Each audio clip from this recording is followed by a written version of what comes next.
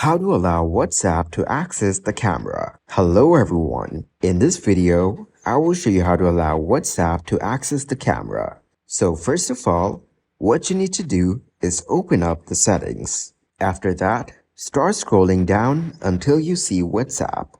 Now, you need to tap on the WhatsApp option. So now, here as you can see, you can control what WhatsApp can use on your iPhone.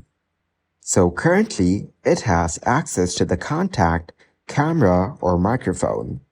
Now, if you want to change this, what you need to do is just simply turn on or turn off the toggle switch. So this is how you can allow WhatsApp to access your camera. Thank you guys for watching this video. Hope you got some value. Make sure to like the video and subscribe to the channel to get notified of new videos. See you in the next one.